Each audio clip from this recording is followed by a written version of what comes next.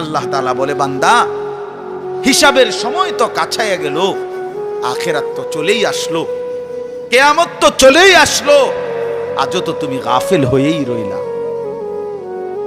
40 বছর হয়ে গেছে, 1 বছর শেষ হইছে, এভাবে বুঝি নাফরমানিতে পড়ে রইলা বান্দা। 365 দিনে কোনদিন ছেলেরা তোমরা যারা ফজরের নামাজ পড়ো না, তুমি বলো না বাপ এত শক্ত এত পাষাণ কেমনে হইলা? 1টা বছর কোনদিন ফজরের নামাজ পড়ো নাই, এত বড় নিকৃষ্ট জানোয়ার মুসলমানের বাচ্চা কেমনে হয় বলে? এত বড় জানোয়ার একটা মানুষের বাচ্চা কেমনে হয়? এটা কি পরিমাণ হাইওয়ান, এটা কত বড় হাইওয়ান, কত বড় জন্তু, কত বড় পশু। 1 বছর 365 দিনে এই হাইওয়ান কোনদিন ফজরের নামাজ পড়ে? শুধু 1 বছর, খবর নিলে দেখবেন 10 বছর, খবর নিলে দেখবেন 5 বছর। জানোয়ারের মতো, ইহুদির মতো, খ্রিস্টানের মতো চুল রাইখা তৃপ্তি বোধ করে। এর চাইতে অসভ্যতা, এর চাইতে নিকৃষ্ট রুচি, এত বিকৃত মানসিকতা কোন জন্তু জানোয়ারেরও হয় না। জন্তু জানোয়ার, তোমরা যে সমস্ত ছেলের চুল ইহুদির মতো, খ্রিস্টানের মতো, বেঈমানের মতো বেটা, তুমি একদম নিম্ন রুচির মানুষ, একেবারে ফসা মানুষ বেটা, তুই ফালতু লোক বেটা, তুই বেটা, তোর কোনো রুচি বলতে কিছু নাই বেটা, তোর কোনো রুচিবোধ নাই বেটা। কার মতো মুসলমানের বাচ্চা হইয়া মুসলমানের ঘরে জন্ম নিয়া বেটা, আল্লাহর আজান শুনলি, ডান কানে বাম কানে তোরে আজান দিছে, এক পবিত্র মা তোরে 2টা বছর দুধ পান করাইছে বেটা, কোন শরমে বেটা তুই ওই বেঈমানদের মতো চুল কাটলি বেটা? ওদের কোনো জাতপাত আছে বেটা? ওদের কোনো ইজ্জত আছে না, সম্মান আছে? আল্লাহ তাআলা কোরআনুল কারীমে বলছে, ইন্নামাল মুশরিকুনা নাজাস। কোরআনের আয়াত কিনা? আল্লাহ বলছে সমস্ত মুশরিক নাপাক, নাজাসুন নাজাস।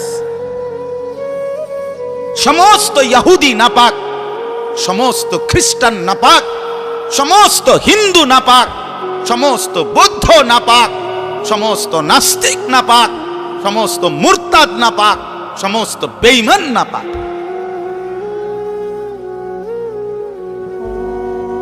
কার মতো বেটা চুল রাখলি?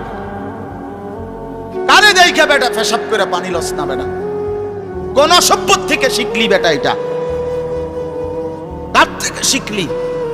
জীবনে 2-4 অক্ষর পড়ালেখাও করো নাই?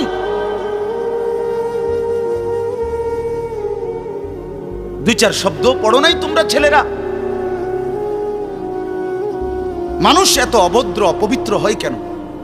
কোরআনুল কারীমের মধ্যে আছে, আল্লাহ তাআলা বলে, বান্দা কি আজীব কথা, কোরআন শরীফে আছে, বান্দা কোনোভাবেই যদি পানি নাই, ঠিক আছে, ফাইন লাম তাজিদু মাআন ফাতায়াম্মামু সাঈদান তাইয়্যিবা, তাহলে মাটি দিয়ে, পবিত্র মাটি দিয়ে তায়াম্মুম করো, তবুও নিজেকে পবিত্র বানাও। যদি বলি আল্লাহ পানি নাই, ঠিক আছে, তো মাটি দিয়ে হলেও পবিত্র হইতে হবে, এত তাড়াহুড়া কা? পানি আইও, পানি পাইয়া লই, এরকম শুরু করলেন? কোরআন শরীফের সরাসরি আয়াত, আল্লাহ তাআলা বলে, জানো ওয়ালাকিন ইউরিদু লিইউতাহহিরাকুম, আল্লাহ বলেন আমি না আমার ইমানদার বান্দাকে সারাক্ষণ পবিত্রই দেখতে চাই। দোস্ত আমার, এটা কোরআন শরীফের আয়াত। ওয়ালাকিন ইউরিদু লিইউতাহহিরাকুম, আমি আমার বান্দাকে পবিত্র, মুমিন আমার সে, ও অন্য কেউ না, ও আমার ইমানদার বান্দা। তো ইয়া আইয়ুহাল্লাযীনা আমানু ইযা কুমতুম ইলাস সালাতি ফাগসিলু ওয়ুজুহাকুম, এই আয়াতের মধ্যে, এই আয়াতের অন্তর্ভুক্ত অংশ এটা। ওয়ালাকিন ইউরিদু লিইউতাহহিরাকুম, ইমানদার পানি নাই, ঠিক আছে, তায়াম্মুম করো মাটি দিয়ে। কেন এমন তাড়াহুড়া? আল্লাহ তাআলা বলে, আমি যে তোমাকে পবিত্র দেখতে চাই,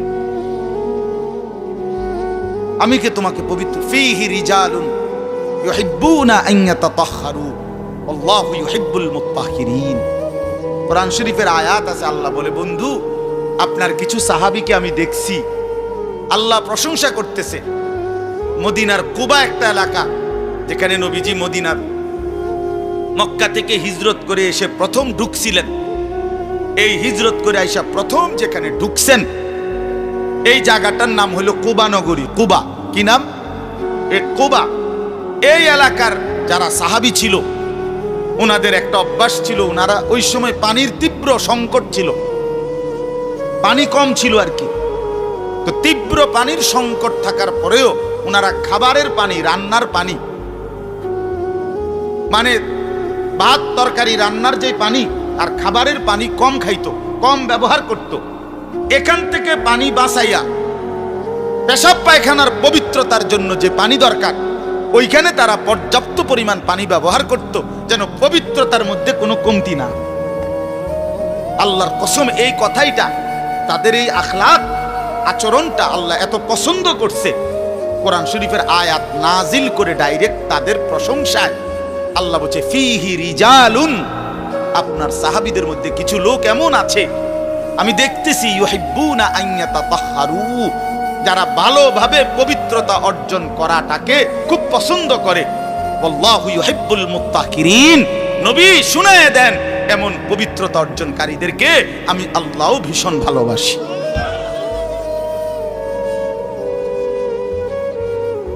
তোরে আল্লাহ ঘৃণা করে।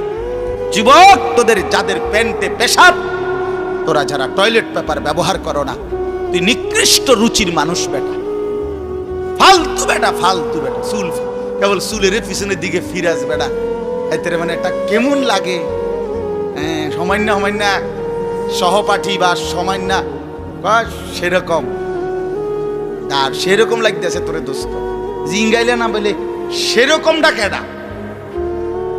সেরকম ঠিক আছে লাগতেছে, আমিও কই, কিন্তু সে কে যার মতো লাগতে আছে? হেইতে কেডা যে যার মতো? সেরকম তো বুঝছি, সেরকমটাকে। সেরকম কি গাঁজাখোর, না ফুট্টাখোর, না বাবাখোর, না ডাইলখোর, না হারামখোর, না মদখোর, না ইয়াবাখোর? তার মতো লাগতেছে তারে জিঙ্গা। তুই যে আমারে কইলি সেরকম লাগতে আছে, হেতে কেডা যার মতো লাগতে আছে আমারে? কথা বলেন। হ্যাঁ, তো জিঙ্গাইলে কবে দোস্ত ফুট্টাখোরের মতো লাগে, তোর বাবাখোরের মতো লাগে। কারণ কোন ভদ্র মানুষ, ইমানদার, নামাজি, কোন চরিত্রবান পবিত্র মানুষ নাপাক থাকতে পারে না। তো তাহলে তো এটা বুঝাই যায় তোরে কার মতো লাগে বেটা। হ্যাঁ, নাই তো হে বলুক যে দোস্ত তোর চুল দেখে মনে হয় পুরা বাইজিদ বুঝতাম, তোর একদম জোনায়েদ বাগদাদির মতো লাগতে আছে, এমন নি? তাহলে তোর চোর ডাকাইতের মতোই তো লাগে। আস্তাগফিরুল্লাহ, আস্তাগফিরুল্লাহ। প্রিয় ভাই আমার, বন্ধু আমার, আখিরাত যেন ভুলে না যাই। মহান আল্লাহ পাক রব্বুল আলামিন এই কোরআনুল কারীমের মধ্যে বারবার আমাদেরকে আখিরাত মনে করাইছে। আমাদের জিন্দেগি ঈমানের জিন্দেগি, আমাদের জিন্দেগি পবিত্র জীবন ভাইয়া। আমরা শুধুই দুনিয়ার জন্য না, শুধু দুনিয়ার জন্য, দুনিয়ার জন্য আল্লাহ তাআলা কোরআন শরীফে আছে, ওয়াদারনি ওয়াল মুকাদ্দিবিনা উলিন নি'মাতি ওয়া মাহিলহুম কালিলা। আল্লাহ বলছে, হে আমার বান্দারা, নাফরমান পাপীদেরকে অল্প সময়ের জন্য দুনিয়া ভোগ করতে দাও, ওদেরকে দুনিয়া খাওয়ায়া পরায়া এরপরে আমি নিয়ে আসবো, আমি এজন্যই বানাইছি। কিন্তু তোমরা মুমিন, তোমরা ঈমানদার, তোমাদেরকে আমি আল্লাহ তাআলা জান্নাতের জন্য বানাইছি, জান্নাতের জন্য। উইদ্দাত লিল মুত্তাকিন, মুমিনদের জন্যই জান্নাত, মুত্তাকিদের জন্যই জান্নাত। একটা বেঈমানও জাহান্নাম থেকে মুক্তি পাবে না। কোনো কাফের, কোনো বেঈমান, কোনো হিন্দু, কোনো বৌদ্ধ, কোনো ইহুদি, কোনো খ্রিস্টান, কোনো নাস্তিক, মুরতাদ পরকালে, পরকালে এক ঢোক, এক জাররা, এক লোকমা, এক ঢোক পানি মিলবে না, সুখ মিলবে না। ঈমানবিহীন সমস্ত ভালো কাজ আখিরাতের বিচারে পরিত্যক্ত, মারদুদ, বাতিল। ঈমান শর্ত। মৃত্যু পরবর্তী যেই কোনো বিনিময়ের জন্য উত্তম বিনিময় পেতে হলে কি লাগবে? ঈমান জরুরি। ঈমান জরুরি। ঈমান হারা সর্বহারা, আল্লাহ হারা সর্বহারা, সর্বহারা। তো এই জন্য আল্লাহ তাআলা আমাদেরকে বানাইছেনই আখিরাতের জন্য, আখিরাতে নিজের জন্য। খালাকতুল আশিয়া আলি আজালিক ও খালাকতুকা লি। আল্লাহ বলছে, বান্দা গোটা দুনিয়া আমি তোমার জন্য বানাইছি, তোমারে শুধু আমার জন্য বানাইছি। সারে দুনিয়া তেরে লিয়ে, তু সিরফ মেরে লিয়ে। বাহ, এই কথা ভাবলেই তো অবাক।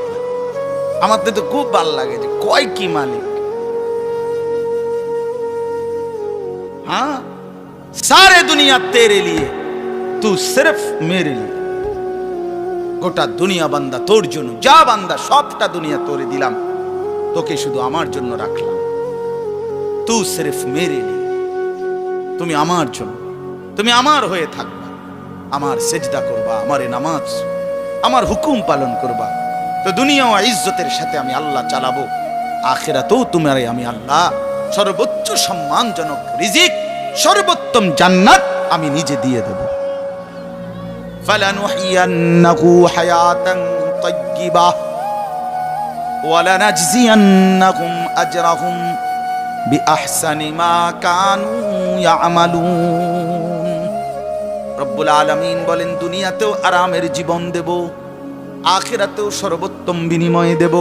শর্ত কেবল দুইটা, এক নাম্বার ঈমান, দুই নাম্বার নেক আমল। মান আমিলা সালিহাম মিন যাকারিন আও উনসা ওয়া হুয়া মুমিন। আল্লাহ বলেন, পুরুষ কিংবা নারী যদি ঈমান অবস্থায় সবগুলো নেক আমল করতে পারো, আমি আল্লাহ ওয়াদা দিলাম বান্দা, দুনিয়াতেই তোমাকে আরামের জীবন দেব, আখিরাতেও সর্বোত্তম বিনিময় দেব। সুবহানাল্লাহ। চলেন, আমার কথা শেষ। আমার বাপ, আমি তর্জমা শুনাই, তাইলেই কথা শেষ। হাফেজ আমিন ভাই অনেক মহব্বত করছে, এই মাদ্রাসার মাহফিলে আসার সুযোগ হয়েছে, এতটুকুই। আরো উলামায়ে কেরাম, আমাদের আল্লামা মুফতি আমজাদ হুসাইন সাহেব হযরত অনেক অসুস্থ, উনি আজকে অনেক দিন ধরে ডেঙ্গুতে আক্রান্ত। আজকেও আসরের পরে কথা বলছি, খুব আস্তে আস্তে কথা বলে, খুব ক্লান্ত, দুর্বল। তারপরও আমারে বলছে যে আমিন ভাইয়ের মাহফিল আমি একটু লেগে হইলো আসমু। আমাদের আজকে যে একজন মাওলানা শেষ বয়ান করবে, আপনি অসাধারণ। আপনাদের ছেলেদেরকে তোমাদেরকে বলি, বাপ আমার অনুরোধ রইল, আমার এই কথাটা রাইখো, তোমরা ওর বয়ান শুনো। আমি নিজেও ওর বয়ান শুনি, আমি নিজেও এর বক্ত। অসাধারণ বয়ান করে সে, হযরত মাওলানা মুফতি ইউসুফ বিন ইকবাল, তার বয়ান চমৎকার। একেবারে আল্লামা মুফতি আরিফ বিন হাবিব যেমন সব কথা হাদিস থেকে বলে, এই নওজোয়ান মাওলানাও ঠিক এরকম অনর্গল রাসূলুল্লাহ সাল্লাল্লাহু আলাইহি সাল্লামের হাদিস বলতে থাকে। হ্যাঁ, এজন্য সবাই ইনশাআল্লাহ এই মাওলানার বয়ান শুনবার চেষ্টা করবেন। তো তরজমাটা শুনেন। আল্লাহ তাআলা মূল বক্তব্য এটাই যে আল্লাহ আমাদেরকে আখিরাত মনে করাইতে চাইছে। কি? কোরআনুল কারীমের 30 নম্বর পারা 101 নম্বর সূরা আল কারিআ, এই সূরার আল্লাহ বলেন, আল কারিআতু মাল কারিআ। আল কারিআ অর্থ হলো যেটা দরজায় আঘাত করে, খটখট খটখট আওয়াজ করে, এই খটখটকারী। আল্লাহ বলেন মাল কারিআ, বলো তো খটখটকারী বলতে কি? ওমা আদরাকা মাল কারিআ। আবারও বলছি, নবী আপনাকে জানতে চাচ্ছি, জানেন এই আঘাতকারী খটখটকারী কি? আল্লাহ বলেন সেটা হলো আখিরাত, কিয়ামত, যেটা আপনার কাছে প্রতিদিন আমাদের কাছে খটখট করে আমাদের দরজায় যেন ঘন্টা বাজাইয়া বলে যাচ্ছে যে কিয়ামত তো চলেই আসলো। আখিরাতের প্রস্তুতি কি হলো বলো? ওই মানুষ তো মরে গেল দেখলা, তুমিও তো মরে যাবা, তোমার প্রস্তুতি কি বলো? এক লোকের জানাজা যাচ্ছিল, লাশ, এক বুজুর্গ আল্লাহওয়ালা ওই সামনে দাঁড়ানো, তো ওনার পাশের এক লোক বলতেছে, কার জানি কবর, কার জানি মৌত হইল, আরে কার জানি কার জানি। তখন তিনি বললেন, ভাই তোমার মরণ হইল নয়তো আমার মরণ হইল। মানে এইটা ভাবো যে হয় তোমার মরণ হয়েছে, নইলে কার মরণ হয়েছে? আমার মরণ হয়েছে। আর ভাবো, সে তো মৃত্যুবরণ করছে, তিনটা অবস্থা তার শেষ। একটা হলো আজরাইলকে দেখা, এটা তার শেষ। এরপরে জান কবজের যন্ত্রণা, এটা তার শেষ। আর জান কবজের পরে তার মৃত্যুটা বিভৎস। অনেকের মৃত্যু হইতে পারত, তার শরীর ছিঁড়া ফেলছে, তার শরীর নিশ্চিহ্ন হয়ে গেছে, এরকম আপনার মৃত্যু হইতে পারত। কিন্তু তার তো স্বাভাবিক মৃত্যু হইল যে তার লাশটা অক্ষত আছে, দেখা যায়।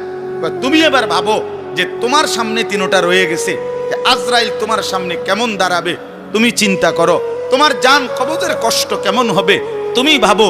তোমার মৃত্যু কি স্বাভাবিক হবে নাকি অ্যাক্সিডেন্ট আর অস্বাভাবিক কোনো মৃত্যু হবে, সেটা নিয়ে ভাবো। তাইলে প্রতিটা মৃত্যু আমাদেরকে ঘন্টা বাজায়, প্রতিটা রাত আমাদেরকে ঘন্টা বাজায়, প্রতিটা দিন আমাদেরকে ঘন্টা বাজায় যে বান্দা, সময় তো চলে গেল। আখিরাতের কি হলো, কবরের কি হলো, পরকালের কি হলো? ইয়াউমা ইয়াকুনুন নাসু কাল ফারাশিল মাবসুত ওয়া তাকুনুল জিবালু কাল ইহনিল মানফুশ। আল্লাহ বলে, একদিন সত্যি সত্যি কিয়ামত হবে, ইসরাফিল ফু দিবে। সেদিন কি হবে? সেদিন সমস্ত মানুষগুলো হয়ে যাবে বিক্ষিপ্ত পতঙ্গের মতো। বিক্ষিপ্ত পতঙ্গ মানে আপনারা একদম সহজ বুঝবেন, ওই যে বাতির মধ্যে, লাইটের মধ্যে, আলোর মধ্যে অনেক সময় যে সাদা সাদা পোক এগুলো আসে, এগুলো দেখছেন? এগুলোর কি কয়? উলু উলু। এই যে আর একটু বড় বড় সাদা সাদা, হ্যাঁ, এই উলু উলু, এই উলু পোকা। এইটা যেমন মাঝে মাঝে এইভাবে আসে চারদিক থেকে উইরা উইরা আইয়াই পইরা হয় আগুনের মধ্যে, বাতির মধ্যে, আলোর মধ্যে পইরা পইরা মরে, নিচে মরে। তো আল্লাহ পাক বলেন, ইসরাফিল ফু দিবে, কিয়ামত শুরু হবে। মানুষ এরকম পাগলের মতো, উলুর মতো দৌড়াইয়া, পতঙ্গের মতো চারিদিকে দিক বিদিক শূন্য হইয়া দৌড়তে থাকবে। কেউ বলতে পারবে না কে কোথায় যাচ্ছে, কোথায় দৌড়াচ্ছে, কি হচ্ছে। সবাই অস্থির হয়ে যাবে। এরই মধ্যে যে যেখানে গিয়া পড়ে যাবে, ওইখানেই তার মৃত্যু, ওইখানেই কবর। ওয়াতাকুনুল জিবালু কাল ইহনিল মানফুশ।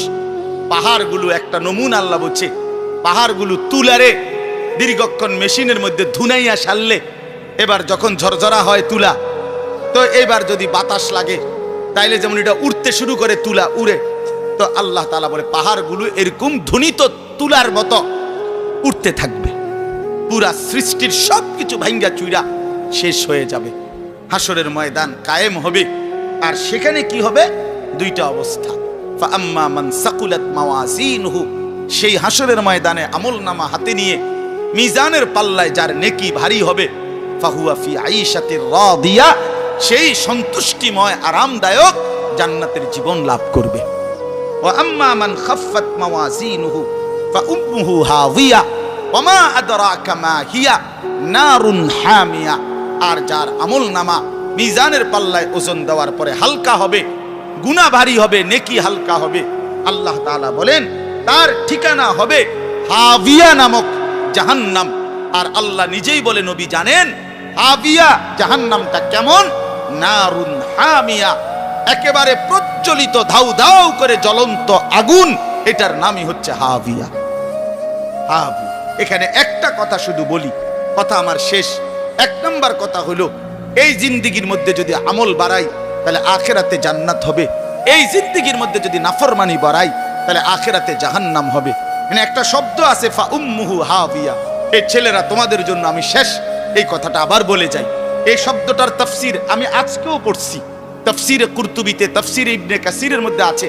আল্লাহ তাআলা বলছেন, ফাউম্মুহু হাবিয়া, নাফরমান পাপীকে হাসরের ময়দানে, এই উম্মুহুর শব্দের অর্থ হলো উম্মু রাসিহি, অর্থাৎ তার মাথার সামনে যে চুল, এই চুল ধরে দাঁড়ানো মানুষটাকে বেইজ্জতি করে নিচে নামাইয়া এরপরে লাথি দিয়া জাহান্নামে ফেলে। এইটা অর্থ। এই অতএব এই লম্বা চুল, এই বিকৃত চুল ছাড়ো, ছাড়ো, নাই তো জাহান্নামের ফেরেশতা টান দিয়া ধইরা তোরে দাঁড়ানোর থেকে নিচে ফেলাইয়া একটা লাথি দিয়া জাহান্নামে ফেলে দে। তখন বুঝবা, তখন বুঝবা এই জন্য আমি অনুরোধ করলাম, রাগ হইও না, আমি শক্তই বললাম, মনে করো তোমরা এই স্বাভাবিক চুল রাখো, স্বাভাবিক চারদিকে সমান চুল রাখো। এটা কোনোভাবে এটা অসভ্যতা, এটা ফ্যাশন না, এটা জাহান্নামীদের চিহ্ন ভাইয়া, এটা দাজ্জালের চিহ্ন। দয়া করে আমার এই কথা ফিরাই দিও না, ফিরাই দিও না যুবক। নিয়ত করো ইনশাআল্লাহ, ছেলেরা নিয়ত করো, বলো যুবক ইনশাআল্লাহ, পাক্কা নিয়ত করো ইনশাআল্লাহ। তোমাদের যুবক আগামী দিনের জন্য, ইসলামের জন্য রেডি হইতে হবে। তোমরা নামাজ পড়তেই হবে বাবা। আল্লাহকে রাজি না করলে আমার মাতৃভূমিও নিরাপদ থাকবে না। ফিলিস্তিন বহুদিন যাবত রক্তাক্ত, রোহিঙ্গা বহুদিন যাবত আরাকান রক্তাক্ত, কাশ্মীর বহুদিন যাবত রক্তাক্ত। আজ আমার মাতৃভূমিও শহীদ সাইফুল ইসলামের রক্তে রঞ্জিত। একথা বেঈমান প্রমাণ করে দিছে।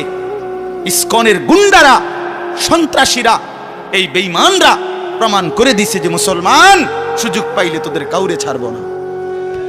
কি হুজুর, কি পাবলিক, কাউরে ছাড়বো না। হ্যাঁ, বইয়া বইয়া মোবাইল টিপো, বইয়া বইয়া নারী দেখো। একদিন যখন বেঈমান গর্দানে ছুরি রাখবে, সেদিন বুঝবা আল্লাহ কি জিনিস, আল্লাহ কি জিনিস। এজন্য মরলে যদি ঈমানের সাথে মরতে পারি, সেজদা দিয়ে মরতে পারি, আল্লাহর গোলামি করে মরতে পারি, তো এই জীবন যদি চলেও যায়, রক্তে যদি জমিন ভেসেও যায়, কোনো অসুবিধা নাই। ঠিক কিনা বলেন না কেন? মরণ যখন শহীদে মরণ, খালাস, কোনো সমস্যা নাই। ঈমানের মৃত্যু ব্যর্থ না, শহীদের মৃত্যু ব্যর্থ না। কিন্তু যদি নাফরমানির মৃত্যু হয়, যদি বেনামাজি মৃত্যু হয়, যদি শরীর নাপাক, প্যান্ট নাপাক, নারী দেখতে দেখতে, উলঙ্গ ছবি দেখতে দেখতে, তো এই অবস্থায় যদি তোর মরণ হয় বেটা, কি হবে তোমার? কি হবে বাবা? এজন্য দয়া করে আখিরাতের জন্য প্রস্তুতি নাও, পরকালের সামান বানাও, নিজের আখিরাত সুন্দর করো। আল্লাহ তাআলা আমাদের প্রতিটা ছেলেকে তৌফিক দান করেন।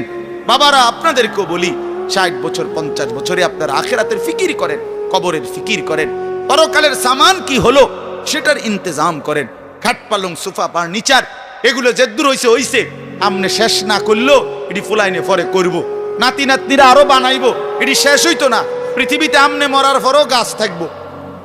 আমনে মইরা যান, কোনো অসুবিধা নাই, আমনে মইরা দেখবেন গাছ মরছে না সব। পৃথিবীতে আমনে মরার পরেও দুনিয়া থাকবে, কাজে দুনিয়া ওরা বাকিরা করবে, আপনি এবার কবরের সামান করেন। আল্লাহ আমাদের বাবাদেরকে, চাচাদেরকে, বয়স্কদেরকেও আখিরাতের কবরের পুঁজি সংগ্রহ করার তৌফিক দান করেন। মা বোনদেরকে পর্দার ইজ্জতের কদর বুঝার তৌফিক দান করেন। তোমরা ছেলেদেরকে আল্লাহ তাআলা আগামী দিনের